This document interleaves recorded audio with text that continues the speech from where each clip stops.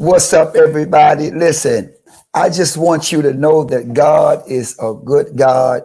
And I want y'all that are watching right now to hurry up and share this broadcast. Listen, we're going to have a great time tonight. I got some special guests that's backstage and they're ready to begin and share our relationships together. I am so extremely excited about what God is doing and has done.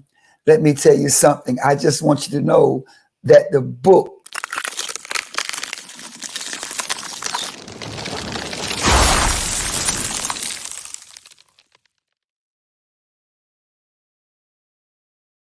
yet. I tell you, you got to go to Amazon and get your book today.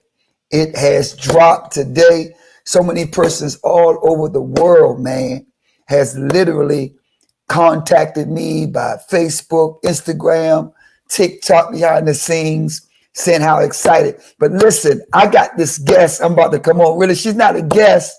She's family. I'm going to bring her on, man, and let her come in her own way. And I tell you, she got a dynamite story behind her. And listen, many of you know her all over the world. I'm going to bring her on. I want you to stay tuned because I got several other guests coming. And we're going to talk a little bit about the book. We're going to talk a little bit about our relationship when I was out there, my transition, and our relationship today. These people have been with me practically all my life. And man, I can't wait to bring them on. I'm looking for you guys to be blessed. Glory to God.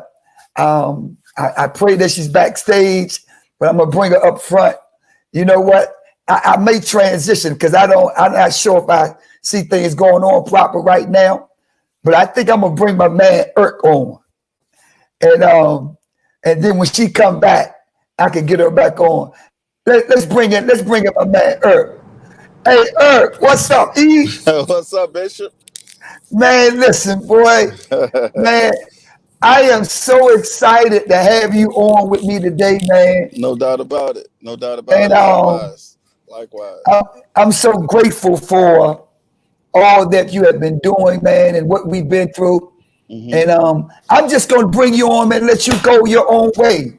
And then I'm going to let you share a little bit. Then I'm going to bring somebody else online together, Okay. and we're going to work it out. Just go ahead and do your thing. All right. All right. Well, first of all, congratulations to you Thank you. on a job well done on this book. I mean, like, I read the book and I had already had my copy. I read it last night, actually. But I didn't want to post about it or say anything about it because I didn't want to mess up the grand opening of today, the release of today. But I read Yeah. the book last night, and it was so powerful, man. It was like I was almost in real tears because I was there for a lot of the chapters in the book.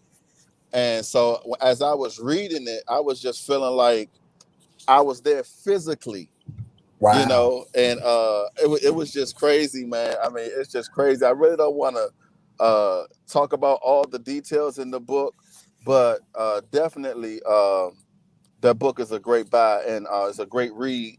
I'm gonna have to get another one because my mom's took it with her today. I just let her look at it just to say the book was out, let her see the nice cover and everything. She took it and she called me from work today and was like, Vance got me in tears. I said, what'd he do? What happened? She said, I done read this book. And she was like, man, she said that I want to thank him for the realness. He was bold Wow. to really talk about, that type of stuff. And I was like, well, that's the type of preacher, he's always been, but Yeah. like you said, I was there, almost, not almost all your life, almost all my life.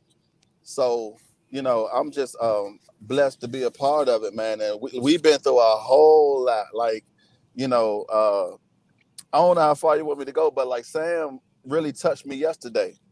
Samantha, Yeah. when she was talking about how she looked up to you, and she said Yeah. you was like her hero, and I was like, Wow. wow, man, she touched me because I was like, we share the same story because he was like my hero. Wow. Although you was as we say on it, you know what I'm saying? You was Yeah. using and you was doing what you do. I still admired you and looked up to you, you know? Wow. And Wow. so yeah, man, it was like, man, it's a great read, man. I just got to thinking about all the times we've been through, you know, when you was out there doing your thing and I wanted to do my thing. I'm like, Vance fly, he you know what I'm saying, he doing this and he running the street. I want to run the street and I want to be fly too. You know what I'm saying? Thinking that was the way to go. So I started selling weed, you know what I mean? Smoking weed, and thought I had me a little thing going. I tell you about it because I'm like, Van's gonna bring me some customers, you know, because he know the street, he know the people, not knowing, you know, that you was gonna be my Debo. Every time I looked up, you was coming, you know what I'm saying, and take all my product in that black Lincoln. You know, that black Lincoln. Yeah, man. When you talked about the black Corsica, I said, wait a minute, he's about to talk about the Lincoln.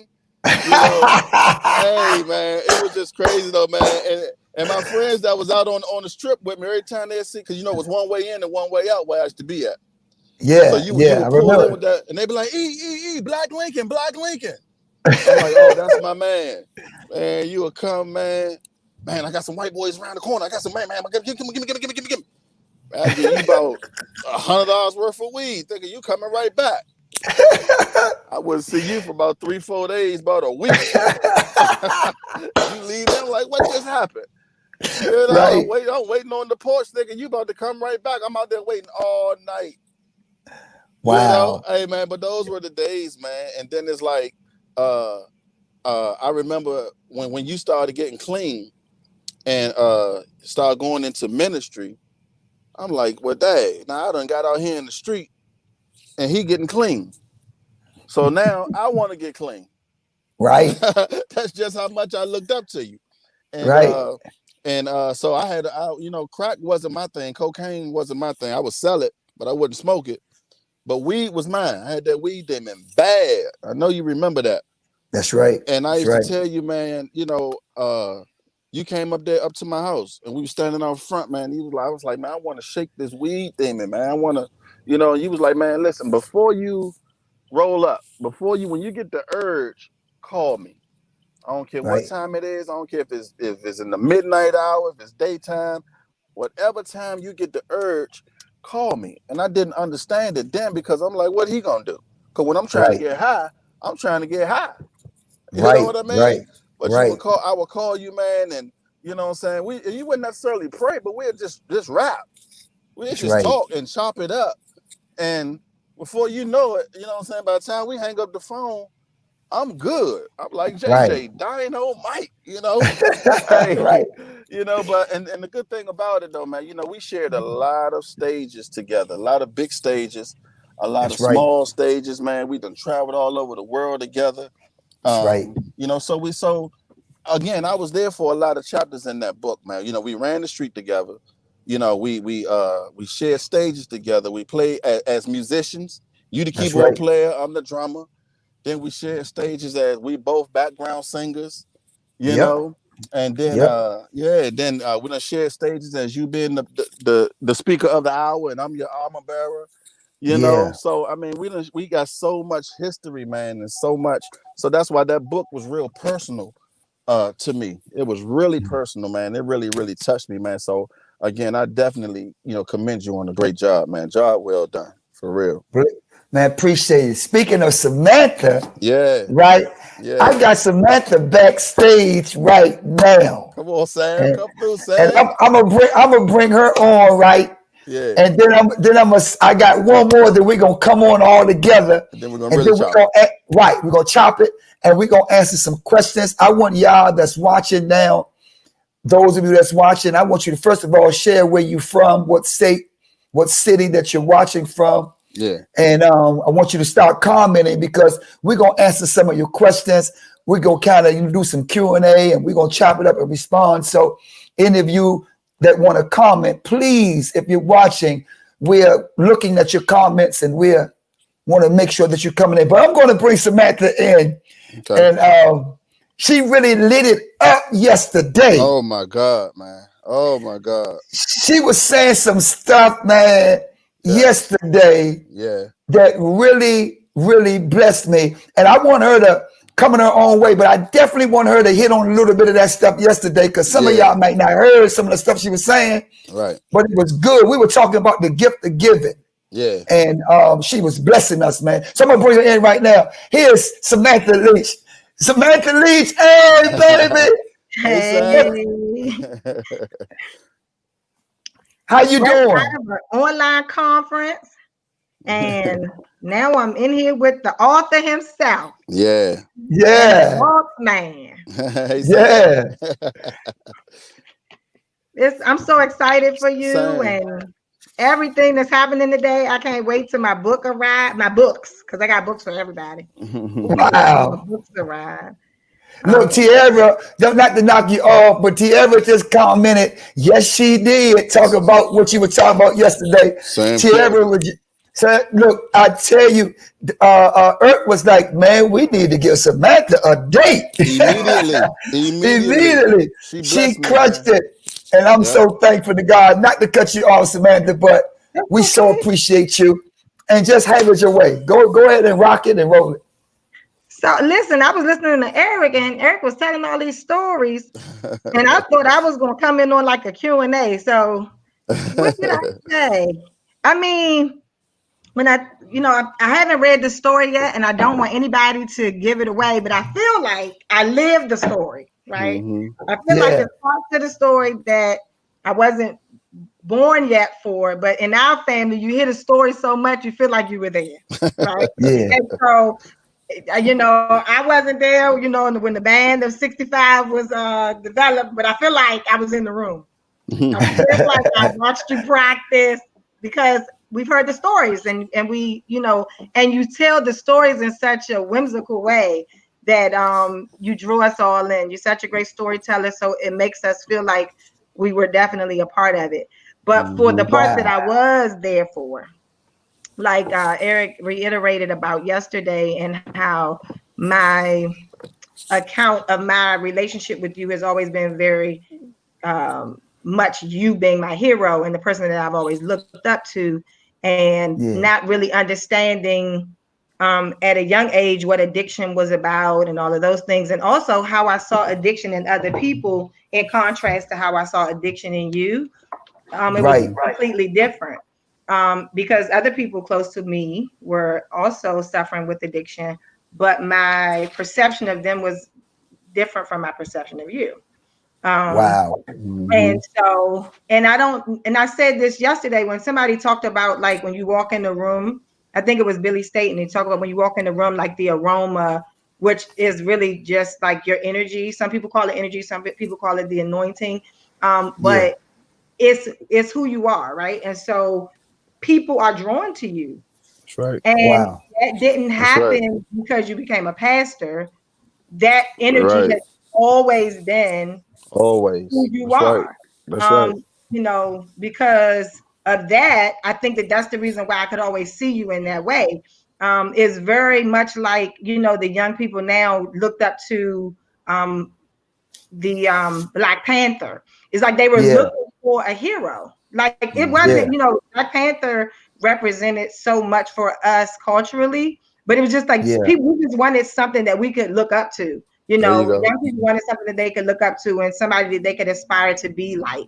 Or, on a very common level, just like to have a good spirit, to be a kind person, to always be joyful. Like, people don't really see you mad and upset.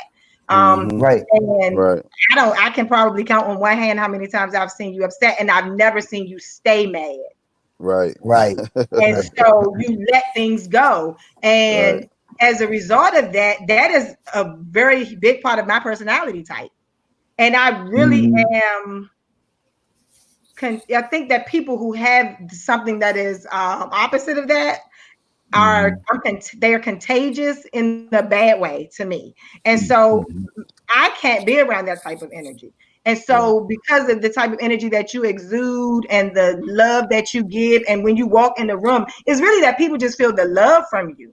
And it's very genuine. There's nothing, it's not a put on. And that's why I got so offended and upset about the comments that were being put out there when you started posting your videos. And I'm like, I can't fight all the people in the comments, but that's like, I don't want to read the comments because then I'm going to fight everybody. Because people, you know, when you look at it from a perspective of like when you see celebrities and you see the things that people say, they don't have a clue of what's going on in these people's lives, right? But you make these assumptions based on a snapshot, just a snapshot shot of what you see. And so when people were saying things that were very untrue and speculative and negative, I was speaking up, but I was speaking up from a raw place. Like I wish that I could see them in that moment because it made me angry. And I'm like, you can't say those things about somebody, but that's also just the love that I have for you. I'm always feeling very protective of you. Because you've always been such a great person. And we don't like those things that happen to good people. You know, if people talk bad about, you know, people who are always in trouble, you just like, well, kind of they getting what they deserve. But there's a natural inclination to protect people who are really genuinely good. And, you know, I'm always like ready to go to bat for you. But I'm just happy for this season. And how for many years I used to always just tell you like you should do the skate thing and you every single thing like just of what makes you who you are. I'm like, you know, I'm like people would gravitate to that. Use it. That's right. Because you just have this it factor, you know. It's like it's a thing that you know you don't know what it is. You can't quite put your finger on it. It's like he got it, you know, and so that you know people pay attention to you, and I think that people can relate more to you when you're just being who you are. You don't have to be who other people think or what other people think a pastor should be, because even when critics give you that, it's like, what does that mean? Like, what does it mean? Like, a pastor is what you do, not who you are. Like, that's right. You know, and so you're Vance, you know, and you've always been Vance, and you're Vance in the pulpit, out of the pulpit, when you're in the store, when you're in the mall, and people who can't understand that about you, it's just not for them. You know, you said it best when you said, you know, if you don't like what I do on videos, don't watch the videos. That's simple.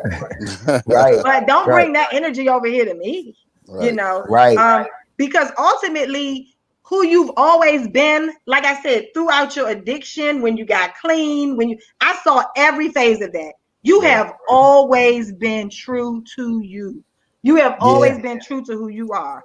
And just a good man. When people say, oh, he a good dude, that's real talk. That's real talk. Don't nobody got to size it. Don't nobody got to add no yeast to it. You are a good person. I see BJ. Hey, BJ. BJ say, hey, BJ say, always spot on. Sam and E have always been fly. Always. As fly and gifted.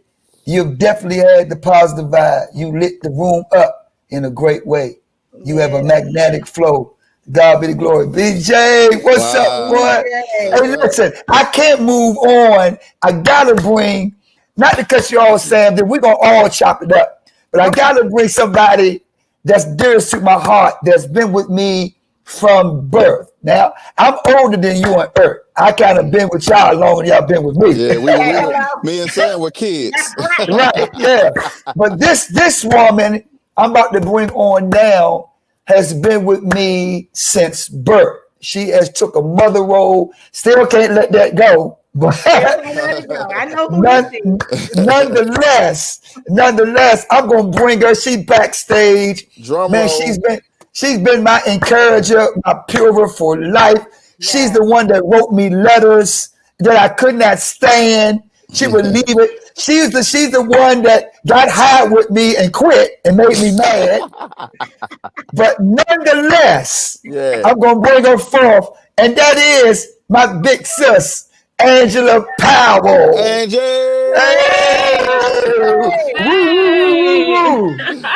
You bringing me to tears. You bringing me to tears. Hey, everybody. What's up? This is an awesome. Crying. No, I'm not crying. I haven't read the book yet.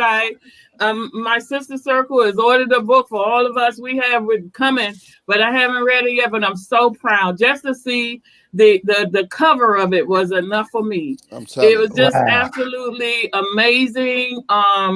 Congratulations, first of all. And I know that our parents are extremely proud. They're proud of every series, of every session, of every element of your life. They were proud. This is another moment and another element that I know that they'd be proud about.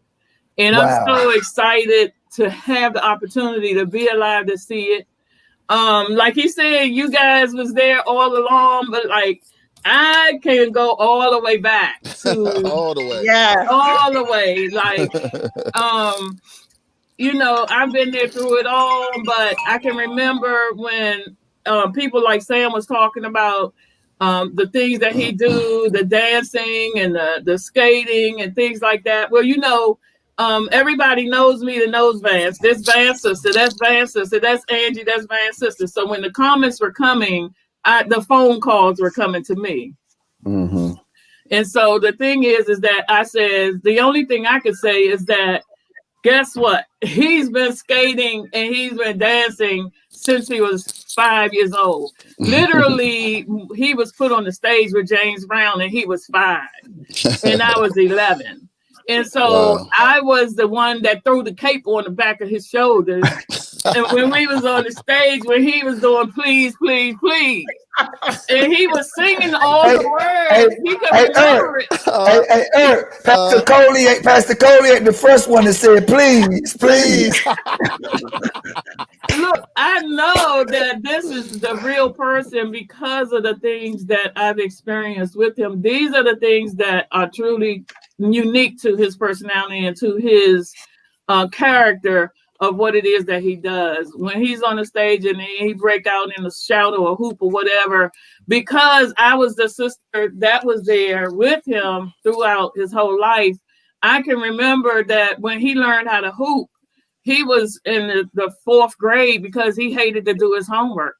And so the thing is that the way he learned his words and to practice his English and his spelling, he hooped it in the 4th grade. We were living in Gaylord in Suitland, Maryland, and I had to make sure the homework was done and dinner was cooked before Mama got home. So guess what? We was hooping.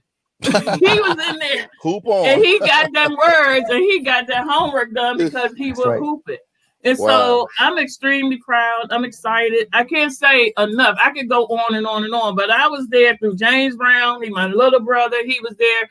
Every opportunity that I had, I would always put him on Front Street.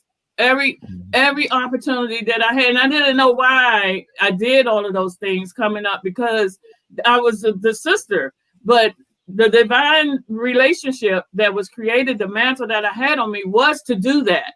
And I accepted it later in life. But I didn't understand that when I was on the drill team and they needed a drummer, he brought his snare up there and he became the drill team drummer. I was in high school. He was in elementary, middle school or something. And all those little things I remember. Under Band of 65, I was the Band of 65's manager. I didn't know what I was doing. Vernon told me last week that you was hard on us and you always told Uncle Flute, nope, we ain't gonna do that. We ain't gonna do that. No, and that Vernon was the Band of 65. I'm talking about the Band of 65. But in Silky, I was the administrator. Right. Hey, Uncle Flute was in the band too. Uncle Flute was the manager, right? Uncle Flute was the manager. Let me preface this for those that are watching. We're talking a little bit about what's going on in the book. If you read the book, you will find out who Uncle Flute was and my music career. So those of you that's watching, listen what I want you to do. Let me just hold up for a second. What I want you guys to do, those that you are watching, please, I want you to share this broadcast right now. I want you to do us a favor and be a blessing to somebody, because I believe that something is going to be said through these vessels on this particular live that's going to be a blessing. So I need everybody that's watching right now and to share and comment if you like, because we're going to read your comments. We're going to react and respond to them as the broadcast continues. So please share the broadcast. And pal, listen, Vernon told me, listen, he said, you wasn't playing with Uncle Flute. Vernon said, listen, because I was getting high doing the silky thing too. I was still getting high. So I ain't know nothing about the business. I just wanted to do my thing, get me some drugs and roll out. But Vernon said, man, you was hard on Flute. You would say Flute would make a decision, be like, nah, that ain't gonna work. And then Vernon said, every time Angie would make a decision, it will always come out right. He said, I can't understand it. She got on my nerve. That's what Vernon said. You got on his nerve, but whatever you said always came out right. Then I said, well, sometimes she just get on my nerve too, but she be right. Wow. I just thank God because I was smoking, I was getting high. I got high a lot, but I was in the closet with mine a lot. I would go straight home with mine. I put it in my budget every 2 weeks, and I just make sure I had it right. And then I would go home and smoke, and then he found my stash. And then so he just started getting high off of my stash. So I just said, well, look, I got to add him to the budget. So I would just put him some joints over in the other drawer and put mine somewhere else. So that way I keep my stuff separate. But it was good only because, again, I thought that I was doing protection. I was protecting. In my mind, I was protecting that he didn't need to get it from anywhere else, kind of thing. That's how the cycles of addiction continue. You understand? And family. To you guys is that you all were my first example of what I felt sibling relationships should be like, right? What I thought siblings as a kid, obviously your perception as a kid is completely different as it is when you're an adult. But you used to come and get us, remember, Angie, and take us to see Vance. Vance was in rehab. But so she would have to come all the way uptown and pick us up, drive us all the way to Delaware or wherever else we were at the time. But I think Delaware, right?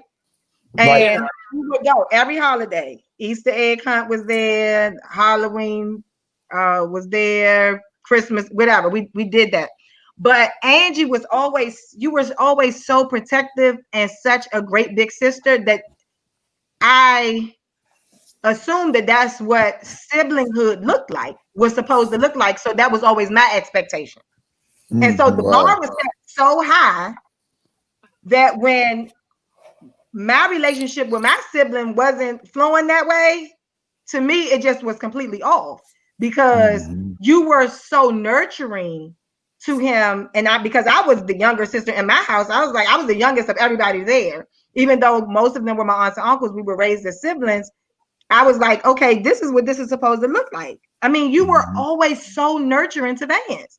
Almost like he said, like he was your son. As once Aunt Ruby died, that was over. Like you definitely stepped into the role of a mother then. But I always saw you as like a second mother to him. Because in some of the things that Aunt Ruby couldn't see, or just wasn't conscious of, you were right there on the ground with him. And for those who don't know, my Aunt Ruby was my absolute favorite person, hands down. She literally inspired me to do the things that I do now. So go say, I'm sorry, go ahead. Okay, so my love for the underdog, my nurturing of people who are in distress and who have special needs and need some special love came right from my Aunt Ruby. I saw her do some amazing things. And I think that this is one of the reasons why both Angie and Vance embody so much love and care, is that I grew up thinking that the kids that my Aunt Ruby was caring for, who looked nothing like us, they were not the same nationality, they were not the same, even from the same culture as us, but she treated them like they were her own children. So I didn't know that this woman didn't give birth to Linda and Nora and Paula. I was too young to understand that she was adopting them. So I didn't have an understanding of people mistreating their foster kids. And there's just so many things that you can learn. You know, we don't realize how impressionable children are. But in those times, she named me baby doll. She always told me I looked like a baby doll. She probably knew that on the other side of that, somebody else was telling me that I was ugly. So she was trying to build me up. Right. You know, that was her thing. And she loved me. Like it was no question. But for you all to be in the house with that, like I visited the house, but to be in that house all the time, every day, experiencing that kind of love from somebody, you can't help but be the way that you are. That's right. Exactly. I think that's exactly why it's no doubt about it that the mantle was passed on and the spirit was blown all the way into me. Because we talk about I heard you yesterday and talking about some of the things that we do in our careers, and the reason why Created to Care was formed was because I definitely was created to care. My mantles didn't start after Vance was born. It started Bishop Brother, I call him. It started before he was born.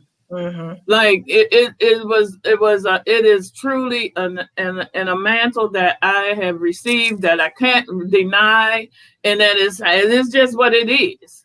And there's no jealousy. There's never been, like, I'm always the one that want to make sure that he's seen. Like, it was used to get on people's nerves because then he come in the room, I say, Vance here. Like, can't they see that he's here?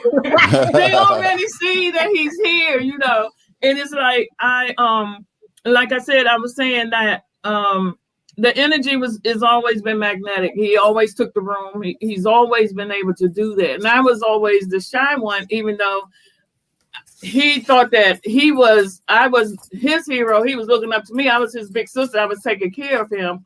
But I had something inside of me that I always knew that he was going to be great. I always knew that when he became a pastor and when he became a bishop, I was so excited because this was something that I thought that I was protecting all of his life. And then when it gets to the point that he's at now, I'm like, okay, great. This is like, okay, the next level. And I'm constantly looking for that next level. And it's like, when he first started getting really out there in the streets, and you know, even though I was a cheerleader, I was the sister, I was the promoter, I was the manager of the band.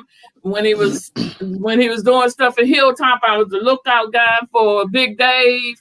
You know, I was the lookout girl. You know, when he be running. Hey, she still remember Big Dave. That was District Heights, the police, the main chief. When he was running through the creek trying to run from Big Dave, and I hear him calling my name all the way from Hilltop, then I know what to do.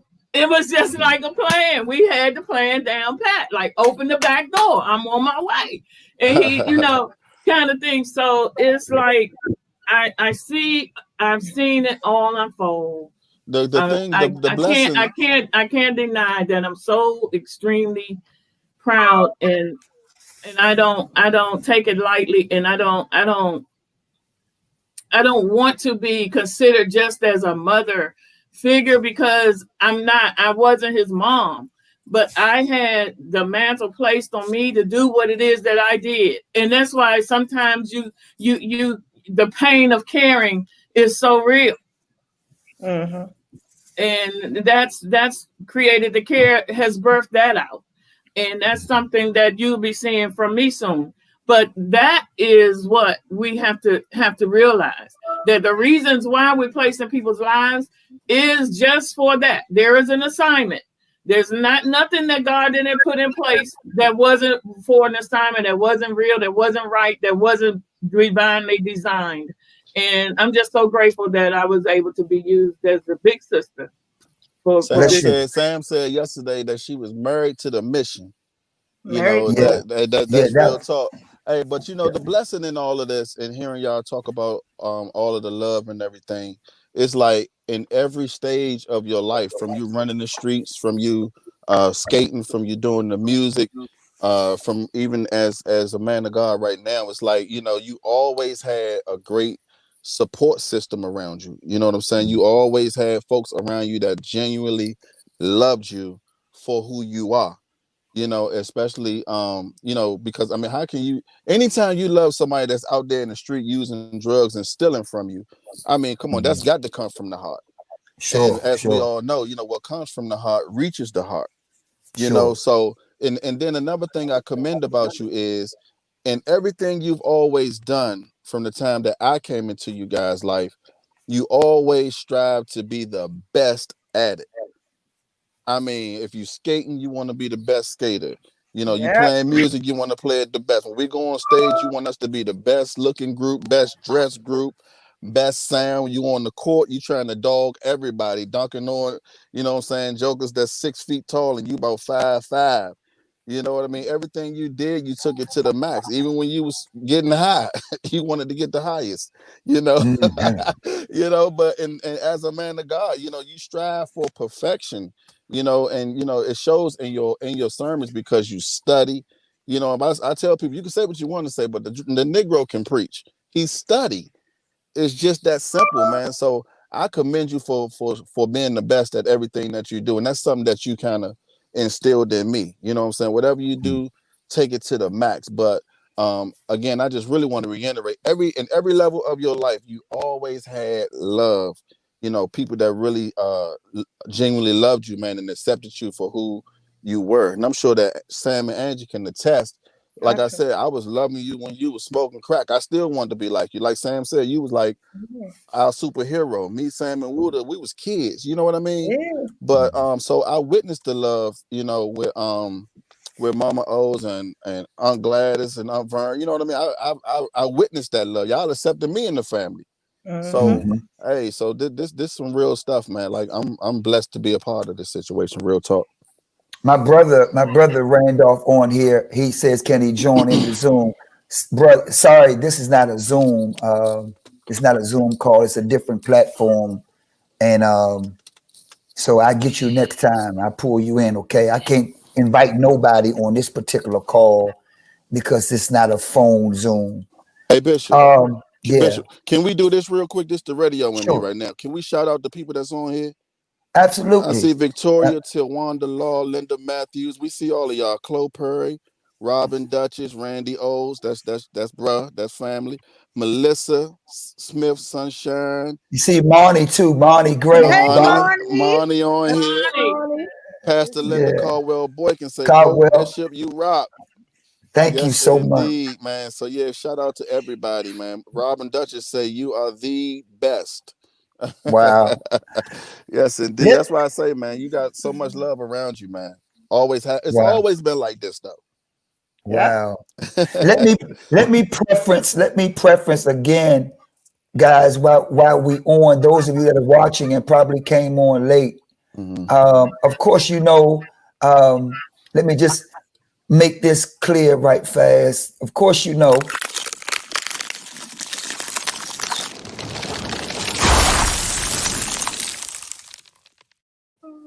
my book dropped today. Yes. And we're here today talking about a little bit about the book. And so what I did, I thought it was only right to bring some people in my life who was there when I was in my addiction, and who was there when I transitioned, and who is there now in my life today. I think it was very important because many persons who even purchased the book already, which you can get from Amazon, kind of just know me now as a pastor. Didn't know how I was in the street and how I maneuvered. But I thought it was great on this day that I released my book to bring some people in my life. Not everybody, it's a couple more, and I may do a couple more things during this month of December. But these were the first that I can think of that was, you know, in some pivotal positions in my life that can really tell the truth. And so I just wanted to preface that so y'all would know what this is all about. It's all about, yeah. And so they're just talking, yeah. Let's talk to them about why I don't know how to skate like you. All right, go ahead. You can talk about it. Go ahead. You can tell the story. So, Vance used to pick me and my sister up, and Keith. And Keith, I don't know if Keith is in the book, but Keith is one of our cousins. And he would take us to the skating rink. Sometimes we would go to Baltimore. Is it Shake and Bake? Yeah, Shake and Bake. Sometimes we would go to Crystals, and sometimes we would go to Seabrook. Well, Vance only made sure that me and Priscilla knew how to get around the skating rink. As long as we didn't fall and we could get around, he was good. But he would get Keith, and him and Keith would, I mean, they knew how to do every trick. I mean, they would be practicing, and I'd be like, Vance, I want to know how to skate backwards. I want to know how to snap and all of this. And Vance would be like, okay, baby doll. And come to get me for about 5 minutes. I guess I was holding them up. And I never quite got over that. So, you know, and I feel like I'm too old now to be falling and breaking bones and things like that. So I'm a little, you know, Lord salty with them about that, because I see all these TikToks and I'm like, I could have been out there TikToking with you. But I can't do that. That's all I'm saying. I just wanted to express, you know, the pain that he did cause me. That's the only pain he ever caused me in my whole life. You are too much. Hey, listen. Yes. A lot. I was thinking when Sam was talking earlier about how she always had your back and like wanted to fight everybody when they would say negative stuff, and you know what I'm saying, just upset. Man, I remember as your armor bearer when you first started in Liberty House Ministries, a lot of mistakes that I made, you know what I'm saying, and that was because of the love that I had. Like, couldn't nobody say nothing about Vance, you know what I mean? It was, I didn't care who it was, you know what I mean? And it was to the point, it was and then Angie said, you know, it's so personal, and the love is so there, it's so thick and so deep, is that a lot of times you don't realize that what you're doing is making a mistake by defending him, or you can be in the way, you know, as opposed to kind of letting stuff flow. You tell me all the time, man, fix your face, man, do this and do this. We will be in the pulpit and I'm upset about something because I feel like somebody doing something or saying something, you know, against you, you know, and I was just sitting here thinking, you know, a lot of mistakes that I made as your armor bearer, you know, it was because of the love that I had, though. You know what I mean? If that makes sense. Like, it was just really, really crazy. But that's just the type of guy that you are. That's just the type of love that I'm sure that all three of us and a lot of other people that's not on this call have for you. You know, so I just wanted to plug that in there. I was just thinking about that just now. So easy to get all emotional. Love. That's what it is. You're just easy to love. So easy to love. Listen, any of the viewers, y'all have any questions, any comments, and anything, any questions for anybody? We will post your comments and we'll try to respond. If you got a question for my big sister on her side, because all of them have different roles they played in my life at different times. All of them got their own stories. Now, I don't want this to exactly, listen, I wanted to come on and I didn't really want it to be about me per se, even though it's my first book. I wanted somebody to get blessed by our connection, because what you see on here is very rare. That's right. In the time in which we live. And what you see literally on here is what we call unconditional love. Unconditional love. Because these people that's on here love me in spite of me. Yeah. I've hurt each and every one of them in one way or the other. Only the skates. But no, real talk. I know I have because of how I came up. And this is one of the reasons why I use drugs, because I was self-centered. Got it? So my self-centeredness, which by default could rub any one of them the wrong way, but because they had the love of God in them, they loved me past it with our particular relationship. Now, this can help some of you because we got people in our lives today that can easily rub us the wrong way. Yeah. And what do you do with that? Or what do you do with people? Here's a question for y'all that's watching. What do you do with people that you love that rub you the wrong way?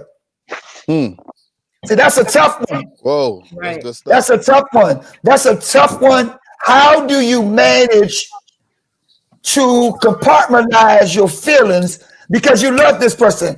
Hi, Sharon. I see Sharon just came on. Hey, baby, how you doing?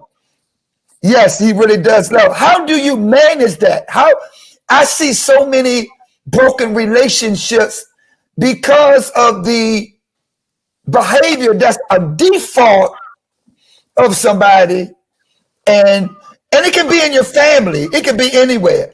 I just wanted to bring these particular persons on here today.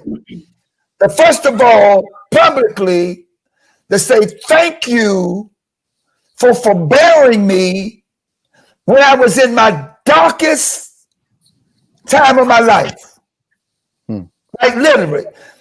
If you read some of the book, I slept in abandonments with no running water.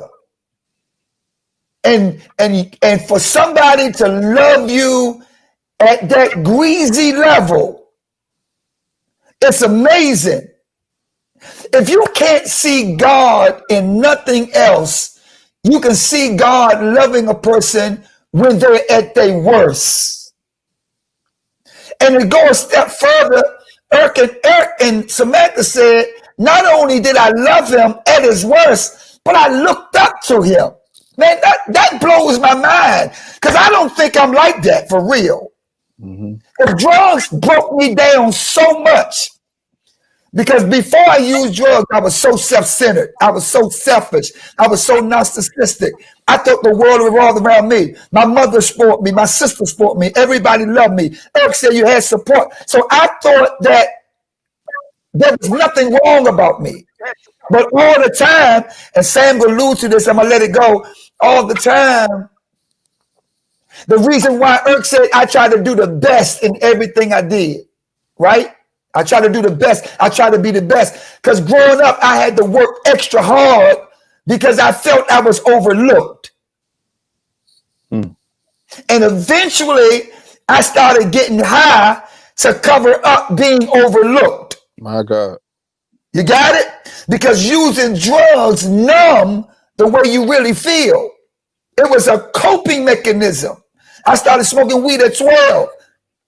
Now, I started working harder than some people in my family because I thought they paid more attention to them than they paid to me.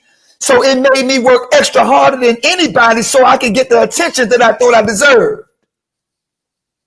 Did y'all understand that? Yes, sir. That's psychological. So whatever I did, I took it to the max because I didn't want nobody to get more attention than me because I suffered from that as a child. And at that young age, I didn't know how to manage those feelings that people I loved thought I was insignificant to other people that were my peers. And I got high over that. And let me add to that. I remember when you were the youth pastor at Arca Safety. And I would say to you, it's time for you to go. Because you had outgrown your place there. And but you had a fear of leaving because of your love for your leadership. But you also knew that it was time to go too. But I could see some of that even in that environment. Because whenever you whenever it was your time to preach, it was a shift in the atmosphere there. And everybody recognized that. And so where you were looking to get validation and acceptance and approval from the leadership there,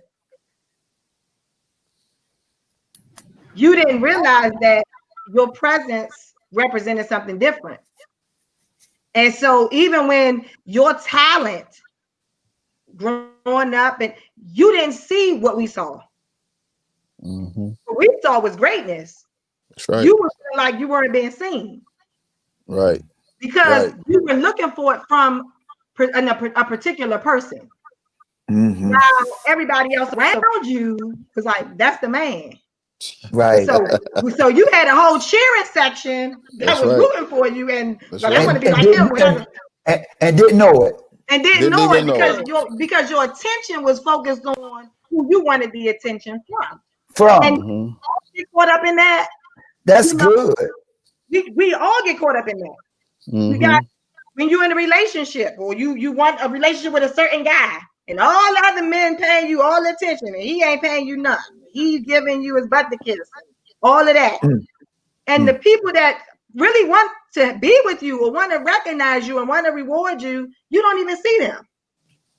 And that's what was happening. And even in that moment, I remember literally him saying to you, your leader telling you, I'm not ready. No, you can't go because I'm not ready to plant a church.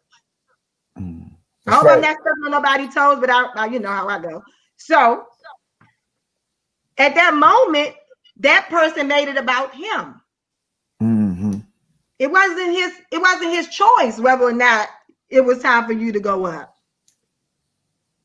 Because just like he had to make a decision when it was time for him to be elevated, or he knew when it was time for him to move in his season, you knew when it was time for you to move in yours. The problem was that even in that, you can see that somebody was going through, or one of these things that we suffer with called abandonment. Because a lot of times people feel like when you're going up, you're leaving them. And he's like, I'm not leaving you. I'm just doing exactly what you did. I'm accepting the call. That's right. Right. And I'm going to be right here.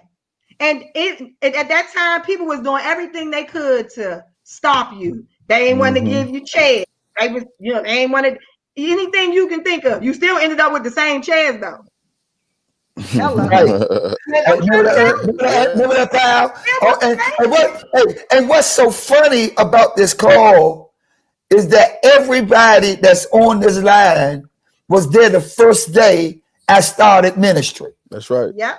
That's right. Yep. And I didn't call y'all for that though. I know. I didn't call y'all. I didn't call y'all online to share because of that. But I'm just recognizing that now. That first day, 2006. 2006. That's right. You guys were the founding, and that's absolutely phenomenal. I mean, hey, Bishop, you said we was the night before the service. Me and you was down Georgetown. Yeah, and it was getting fresh. And, and man, I mean, you were so excited. I was excited. Everybody was excited. Yeah, we were all excited. Angie there. I mean, it was like, man, it was just so good. But you told me, you was like, because remember, I had just had my son. And, well, he was just born. I didn't have him. But yeah, 2006, he was born in March. I think the service was in July. So it was in July, yeah. Was it July? Yeah, July, right? When we first launched. Yeah, July. July 11th. Yeah. You baptized him, at that service. Yeah. And you were telling me, you say, man, listen, I got the cleanest hands on earth. Right. That's right. As a pastor, these are the hands you want on your son. You know what I mean? That's right. I got the cleanest hands. As a pastor, I ain't did no wrong. You know? Right. Hey, yeah. I remember that. Hey. Yeah, that was awesome. 2006, man. It was a great service, man. Shout out to Rest in Heaven, Bishop Nelson. Yeah, he was there. He was there, man, for us like crazy, man. And it was fun. Sam talked about how we would go out and witness. You know what I'm saying? You'll have us at the malls, at the club, and every parking lot. We was everywhere. Yes, indeed. Everywhere. Man. We was everywhere, man, witnessing, passing out flyers, trying to grow the church and trying to, bring souls to Christ. It was just awesome. And like you said, everybody on this call was there, with a few others, man. So hey, this is great, man. I'm loving this. Kiana say they think you the little man, but you really the big man. I've been saying that for years. You have, Kiana. You certainly have. Hey, I want to shout out. Thank you, Sharon. Thank you for just being so lovable. And that's Sharon Cooper saying. You know I love Sharon. Marnie said, "My God, Marnie, I love you, girl. Listen, I want you to tell Bobby and Clara, tell them, man, I want you to get the book to him, because I remember you gotta get that book to Billy. You gotta get that book. Marnie, he mentioned Billy in the book. You gotta get that book. Yeah, I mentioned Billy in the book. Yeah, you gotta get this book to Billy. I'm gonna tell y'all something. When I was getting high, I used to play for this group. Nah, y'all read the book. You get the book. Look, get the book. When you said something, when you called out Marnie, it made me think about I'm sorry, Sam. That's crazy. He just said something Billy used to say. Look, Billy, look, I get Billy. You know, I used to get high with Billy. After I sing, Billy would give me money. And he knew I was going to get high because I was getting high. So after I sing the show, Billy give me some money. And every now and then, when we get together after I got clean, he'll look at me and say, "The boy's still looking for you." Yeah, man, Billy, let me get you now. Yeah, you don't need it. The boys still remember you.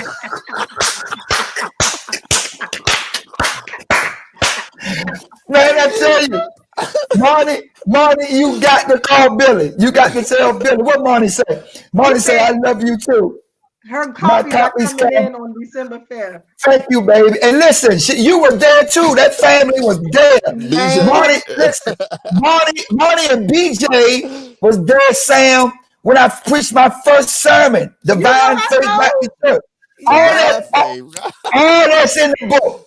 Yeah. Oh my God, man! All that. Listen, when we had some of the best quartet music at Divine Faith. Oh my God! Look, Irk was knee high to a duck playing them drums.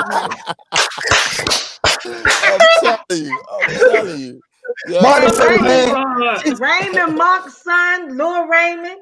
He knew every word. Yeah, every step. He knew every word. He knew every word of every quartet. I said, this kid is a prodigy.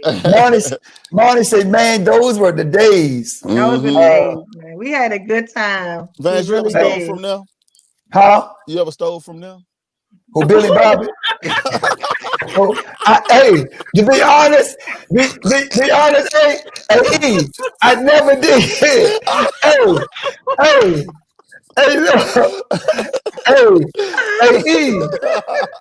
man, look, you hear me? Listen, I never had to. I never had to, man. They was good to me, boy. Yes, sir. Billy and Bobby, man, they was good to me, man. Right. I knew when it was time to hit that show, every show, they're gonna break me off some money. and then Bobby Reed, you know Bobby Reed? Bobby Reed, yes, sir. Bobby Reed would drop me off. I said, "Don't take me home." Because he would have to go through Hilltop. Yeah. I said, "Drop me off right here." I said, "Don't worry about it, I'll walk home." Hey, and don't let you go home with the keyboard. No more. Man, look, no more. Right. y'all got it. Y'all got to get this book. I'm gonna tell you. Talk about that. Yeah, get the book. Get the book. They got to get the book. That keyboard. The BJ, boy, look. You know, man, you was right there, man. That beginning, man. 11th Street Northwest. Man, and listen. To this day, can't nobody pray like Bobby Hardy singing. Come on here. No, sir. Come on here. That's right. When he started praying, Bishop Blake would give him the mic to pray because he knew if he prayed before he went up, it was over. Hey, look, and Bobby's still singing like that. Right. I know. Yes, sir. Yeah. He still got that voice to sing like that. Man, he had some prayer in him. I never heard nobody pray like that. Marnie said, "You hear me, Sam? I still call E. I still call E Lord. Man, Marnie, I'm 46 years old, girl.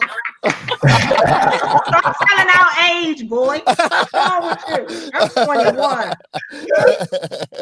Man, please keep the keyboard, and all the chains, And all the the jewelry gold chains, all the rings, all yes, please. yes. Can we find them things today? Oh Lord. Hey, and look though, people talk about how fly you are now, V.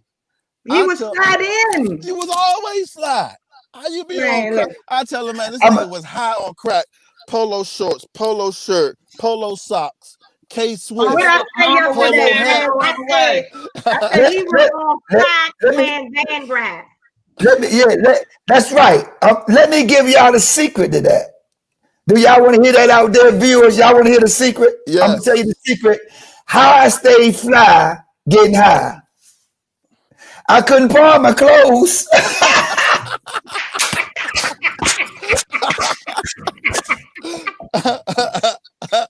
That's the secret. I ain't had no jewelry. Pawned all my jewelry. Couldn't pawn my clothes. Hey man, yeah. You remember we was down in North Carolina and we was getting dressed. You like, E, what you wearing today? I pull out my little slacks and my shirt. You like, no. Here, put these on. This your size right here. Gave me some gold linen pants, a gold linen pearl yellow shirt with a nice little belt. Hey, that linen outfit. Yes, sir. I kept that outfit, man. I never got it back all the time. You never got it back. Hey, Eric. That's your pay for all the weed I took. No. But I was telling somebody that I said, man, Van still owe me money, man, for taking all my weed.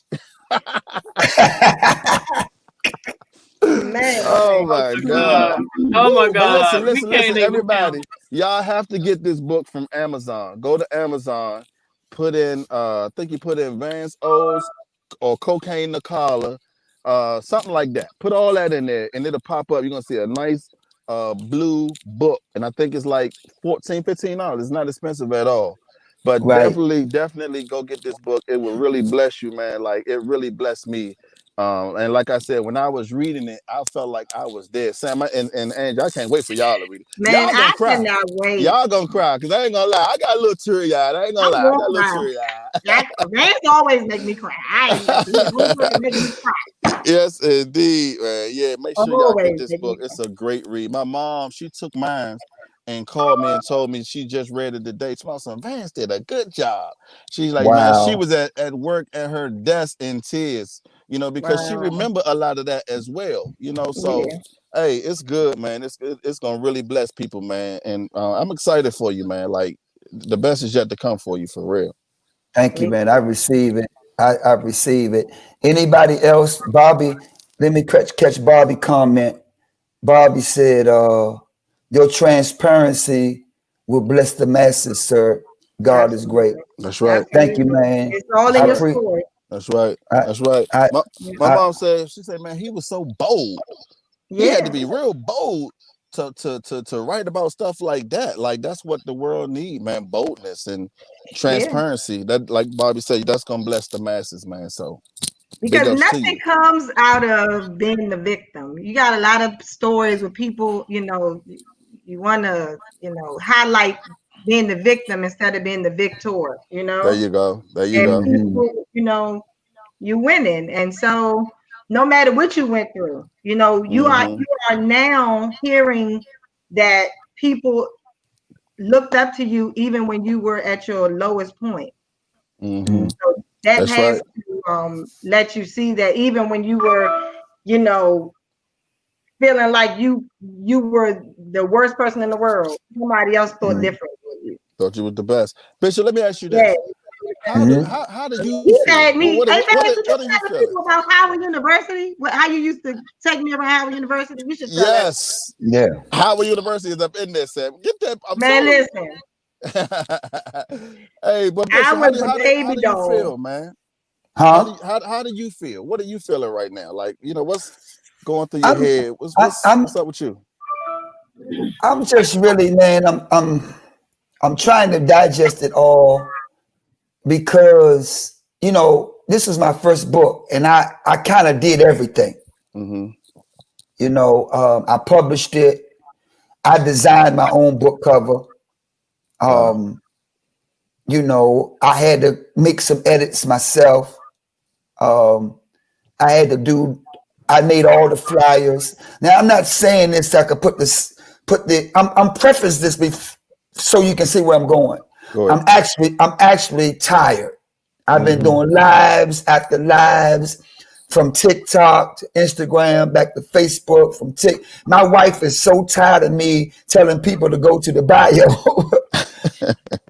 So I'm really, you know, my next book, I will have to literally create a team, because I did a lot of work. I did it myself. You know what I mean? Of course, I didn't outline the book, but all of the periphery, all of the promotions, making the flyers and staying online, just like today. You know, I've been online 4 times. You know, so I'm just trying to digest it, and I'm tired. That's the really key. I've been like, you know, because once I get on some social streams and I start talking about the book, they start pulling on me to pray for them. So it's like I preach 3 or 4 times every day the last 3 weeks, and so I'm grateful because I believe that hard work, it does pay off. I don't believe that God ever bless lazy people, and so, you know, I believe in my heart of hearts, I did the best I can with what I had to work with in terms of due diligence, to try to do everything I can to get this book in the hands of people. And here's my aim. My aim for the book is not to be famous or to follow other people because they wrote a book, or to make money with the book. I got to first tell you, I'm blessed financially. I'm not hurting. I'm good. Like, so my aim for this book is not narcissistic at all. I believe, number 1, I want to go to my grave empty. Number 2, I need to leave an inheritance for my family's family. And thirdly, I want people all over the world to know that there's hope to recover from anything. Yeah. And it's hope for everybody. This book is not just about drug addiction. This book is about addiction. That if God can relieve and release me from addiction, whatever your addiction is, it could be a secret addiction. It could be an eating addiction. It could be a pornography addiction. It could be a lying addiction. Whatever it is that makes your life unmanageable, here it is. It's hope for everyone to recover from anything. Yeah. And I believe that God's hand is on the book. I do. Especially at a time like this in COVID-19, an area in life that we never chartered, right? God's hand is on the book. I said, God, you know what? I had this book in my file for 4 years. I had my book ready to go out, I thought, when we opened up the first recovery house. But it's set. Some editing stuff got mixed up. I never would know that God will orchestrate how he's orchestrating in my life, even in terms of influence and impact. People all over the world have been purchasing this book this today. I'm talking about from Africa, Nigeria, London, New York. Back then, 4 years ago, God didn't give me the influence, and I believe he didn't give me the influence then because I wouldn't be able to handle it then.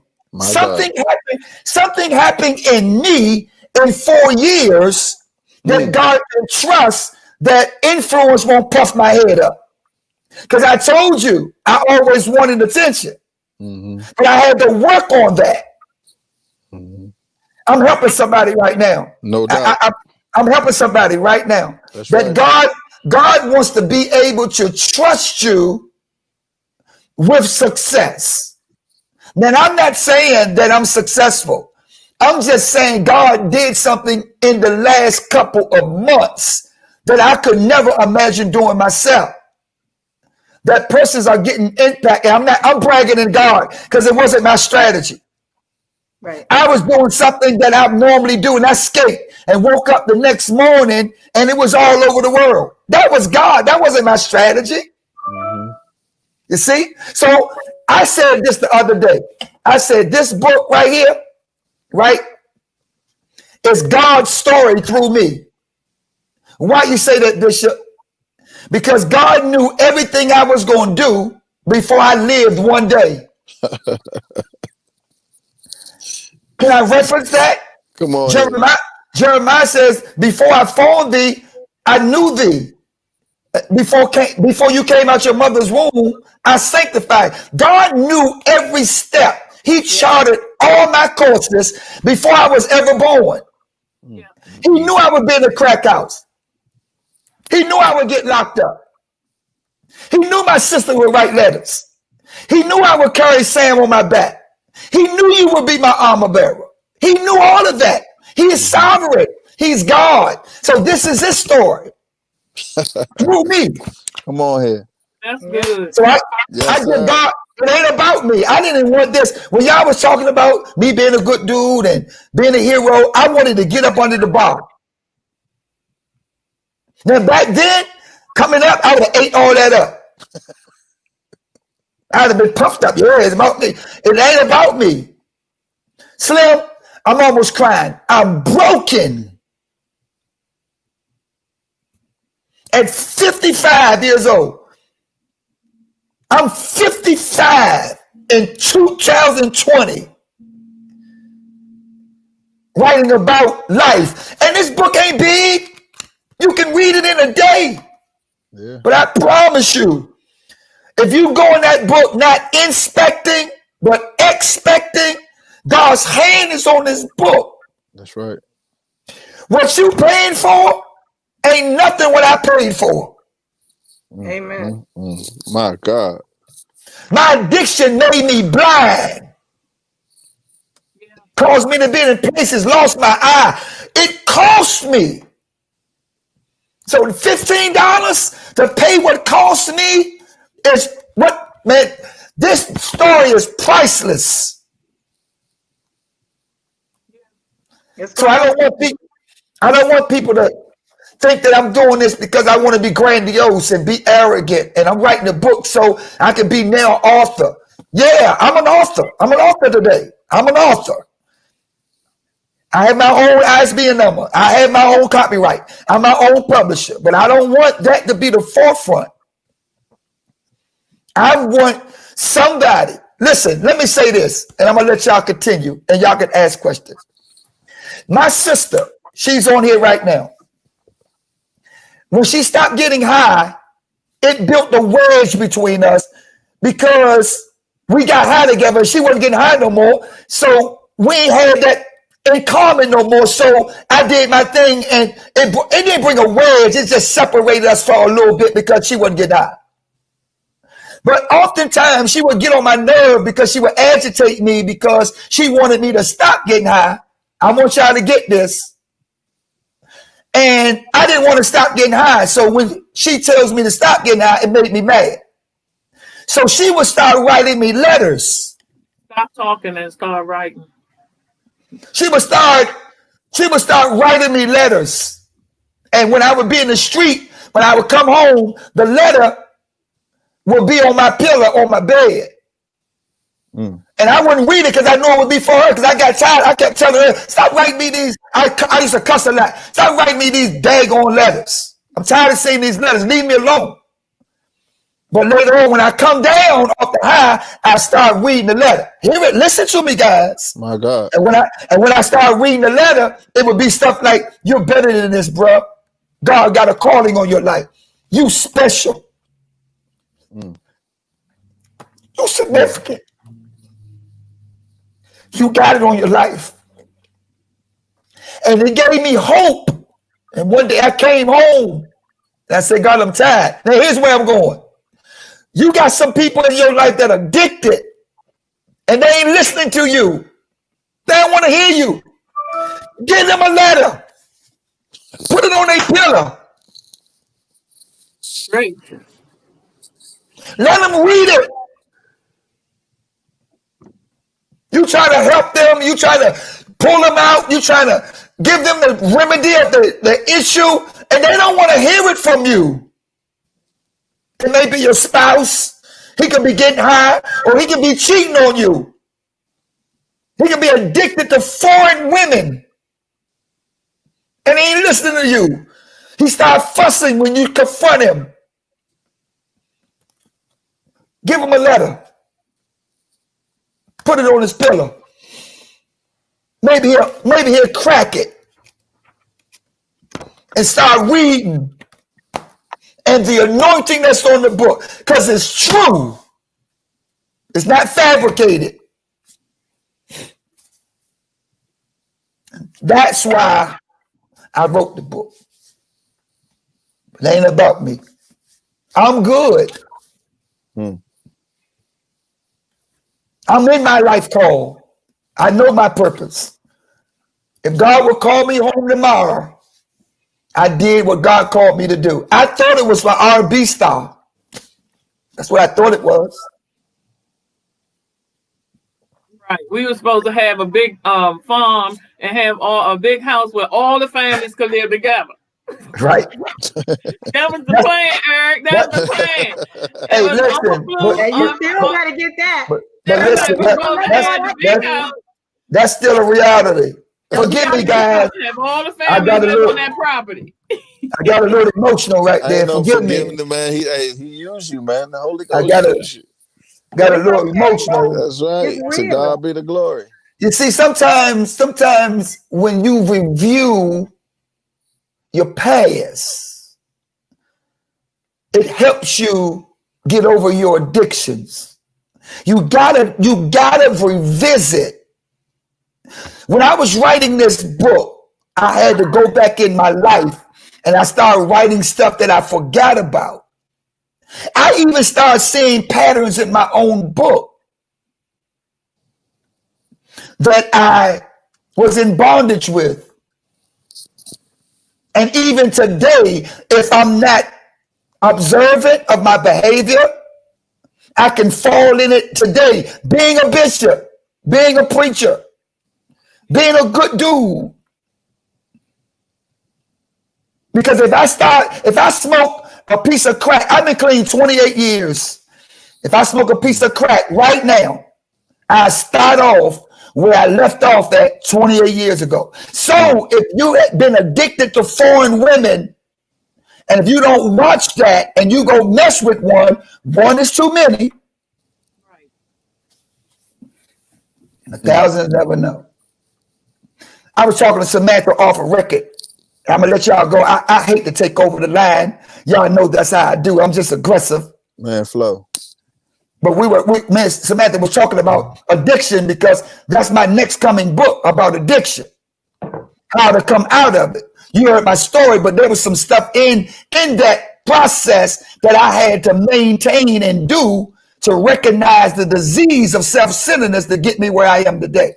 So we were talking about addiction, how addiction moves. Your addiction moves. You have to monitor addiction. Because once I stopped getting high, I started buying clothes.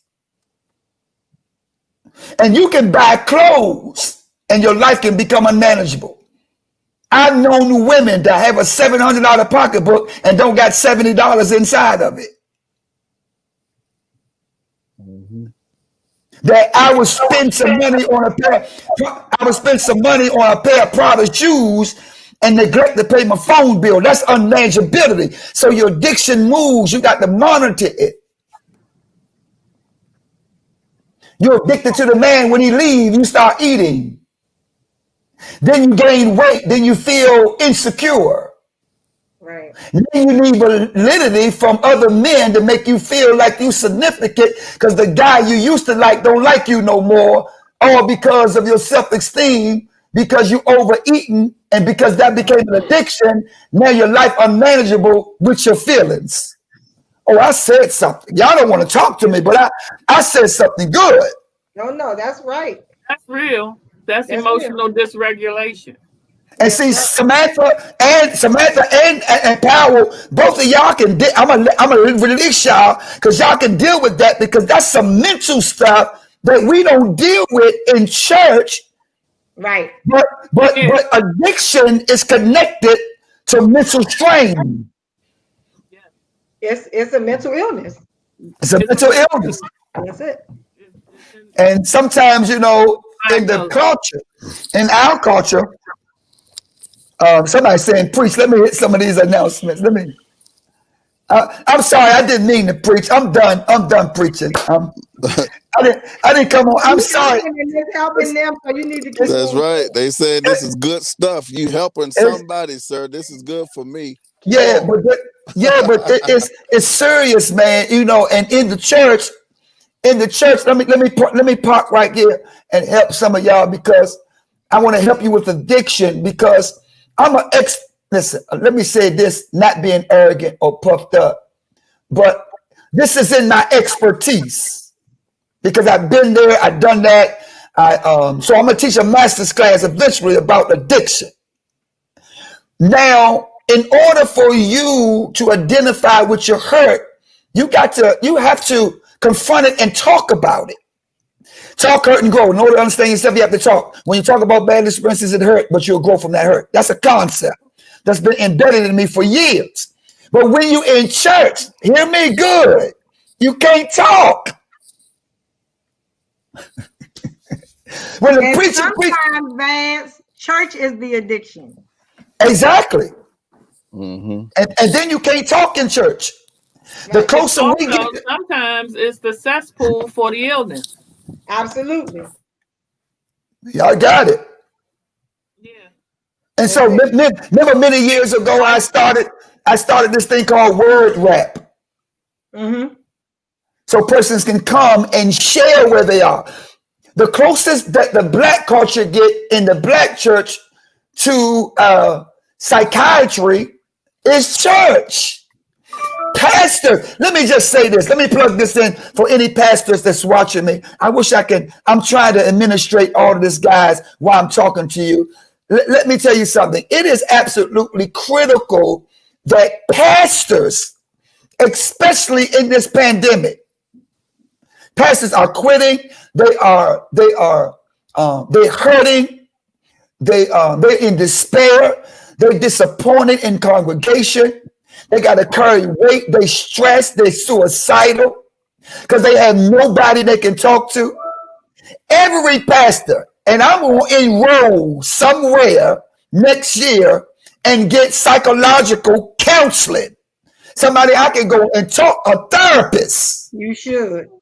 And see, listen, that doesn't mean that I think I'm crazy. That just means that I'm getting help and health in my mental state, because I carry my congregation problem, I carry my wife's problem, I carry my family's problem. Sometimes I got to release people from me so I can get ease to even deal with me. Yeah. So that's when my selfishness, sometimes my selfishness plays an accent to my own well-being. Yeah. Self-care. Sometimes my selfishness helped me so I won't be so detached to everybody else's problem till I become codependent, because you'll leave the problem and I still be working with it.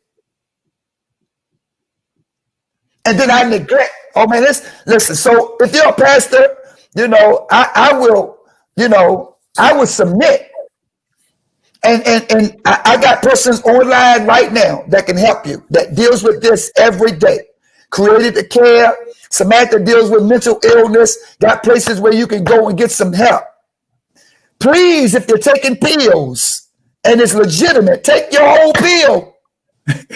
Amen. Take your whole pill. If you got manic depression and you unbalanced, and I believe you love God, you love the Spirit of God, but some of us got clinical issues. And we try to put the word on a Band-Aid on a wound and you don't clean it. So you get infected. Oh God, I said something. Ain't none of y'all typing. Y'all ain't typing on this live. I tell y'all not talking, y'all stalking. Y'all need to type on this live. Sharon said we have a soul restoration class, 2nd and 4th Friday, which has us pull out past issues that come in and hinder your future. That's good. Right. The people God need that release. Because when you on church Sunday morning, you can't talk while the preacher talking. Right. And then people now we can't do nothing.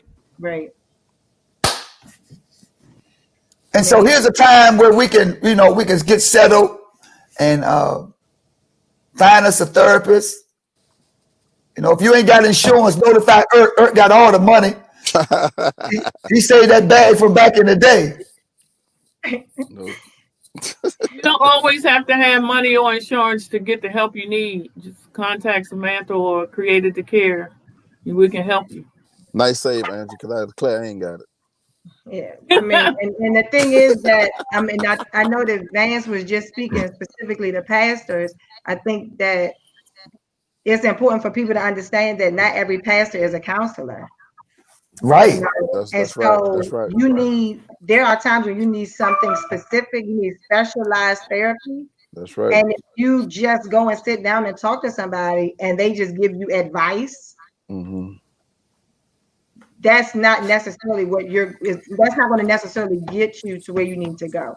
Exactly. Some of us pastors are is crazier than you. Absolutely. And Absolutely. the thing is that a lot of times people think that it's just the talking, but no, there are some steps and some homework, and there's some things that you have to do to undo some of those patterns of behavior, right? Because there are some sociopathic behaviors or sociopathic diseases, illnesses that the only treatment for it is modified behavior. How do you modify the behavior if you don't know how to get the modification, or if you don't know what the modification is? Right? Everybody can't treat that. So you have to make sure that you're getting the treatment for what it is that you need to be treated for. And you that's can't well said.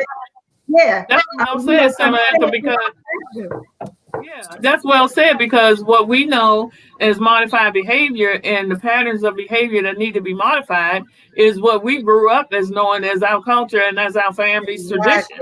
It's just our tradition. It's the tradition. It's the secrets that was in you mentioned it the other day. It was just the secrets that we had to keep. It wasn't even patterns of behavior that we thought needed to be addressed. Exactly. And then so you have traditions and generations of these issues, generations of Baptist preachers and our pastors and our grandparents who did all these things, but all of the secrets stayed in. But so the secrets stayed in the house, they also stayed in the person's soul. So they just missed it altogether. And so you haven't addressed the soul if you can't renew the mind. So if you're ready to do that, then there's some work that has to be done. And it's something coming soon. I just didn't want to do it until I put my flyer out next week, but it's coming on Mental Health Month of next year in April. And it will be addressing all of this, because we say it oftentimes, a cliche that we say all the time in the pulpit and in our work: hurt people. Yeah. Well, hurting people are hurting people. Yeah. And that's because they are people that are hurt and they don't understand anything else. And so we have leaders, pastors, and everybody else that's in the church that is supposed to be the hope, faith, and safety becomes the cesspool for the illness. And that has to be addressed. So how's going to address it? That's good stuff. That's and good the stuff. thing is that, like you said, it's the traditions and the culture. Some of these things that we call generational curses are just totally bad habits that have been passed down generation to generation. Don't need I not step on anybody's toes, but some of these traditions that we took from slavery. Yes. And we impart that onto our children, and then we make them think that is appropriate behavior. It's not. And I'm sure that me and you, Angel, have to talk about this so that we can dig a little deeper. But at the end of the day, we need help. Yes. Abuse is not normal. I don't care how much you scale it down, how bad it is, or how good you think it is. Oh, I only beat my kids when that came from slavery. You know, you can do all the research you want to do. That's where it came from. But we think that it's okay because this is what was taught to us. Yeah. We had the sins of the pedophile in the family. We cover up for them forever. These are things that we have done generation after generation after generation. And we continue to do it because what did they tell us? Don't talk about my business outside of this house. Right. So what we do there? What were we doing right there? We were teaching our kids to push it down. We're teaching our kids to just ignore it, to go on with life, with what they know that has hurt them, but they have to learn to ignore it and to keep going. Keep on going. Yes. Just keep doing it. You don't have to deal with it. Not feel. You're essentially telling your child to not feel. You told them to be numb. You told them to be numb. So when they go out here and they do things that people do that are numb, because that's the making of a sociopath. To feel nothing. That's why you can go out and kill people. You can rob somebody. You can knock somebody's grandmother over the head to take her purse because you were taught not to feel anything. That's right. But you were also taught not to attach. And so then you have a problem as a grown man. This is just an example of how not to get into a relationship. You can't do it. Exactly. You just don't understand how to attach. You don't understand emotions. You don't understand your own feelings. You don't understand why you want to not attach. You don't even understand why you don't want a commitment. You just don't understand who you are. So you don't realize that you got tear ducts because you're supposed to cry. That's right. That's our cousin from North Carolina, Sarah Brown, keeps coming on saying about. That's Louise. Her name is Sarah Brown. That's Louise. Sarah say we continue to cover up a lot of generational curses. Right. Yeah. And it's generational behavior, because it's not a curse. It's not a curse. It's a behavior that has just been passed down. We call it that because it sounds religious and it sounds, like it don't have anything to do with us, and it takes the responsibility off of you if you think it's a curse. No, it's a practice. You're practicing that. Absolutely. It's not a generational curse to do those things. You're practicing a behavior that somebody else taught you. And oftentimes our leaders. I'm sorry. Go ahead. I said when you say the buck stops with me, that's what you do. I'm not doing that anymore because I know that that's not right. There you go. And we have our leaders that are leaders, pastors, bishops, and nobody in particular, but that are those that are hurt. Right. And so they don't understand the steps that it takes to release the hurt. They don't understand the steps that it takes to notice when their leaders come into their buildings hurt, and then you put them charge over your people, and they already hurt. And then they come in and you think that they're burned out or they're not in the time that we need them in this particular periphery of the church. But it is that they're hurt and then nobody took the time and you're their leader, right? And then you don't even know how that what you see is a person that's hurting. Absolutely. So what happens? The cycle continues because you got a hurt leader, you got a hurt pastor, and you got a hurt congregation because the leaders that you put over the congregation are walking around That's a good example to use the church, but that's in every community. Everywhere. Yeah. That's even in your family. So it's good. It's everywhere. It's everywhere. Not only in a church setting, but every community where there's a leader, where there's a parent, where there's a boss. People are hurt everywhere.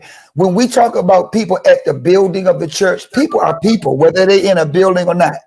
Yes. People are hurt, whatever community. See, when we can stop labeling it, it's just the church, and we can just say people, because the church is the people. Whatever you got whether you got a gathering of anybody, you're gonna have some dysfunction that you got to counteract, and people need help. So it's just acknowledgement. I think that this is, like I said before, it's a cultural thing for us that we see mental illness as something that is taboo.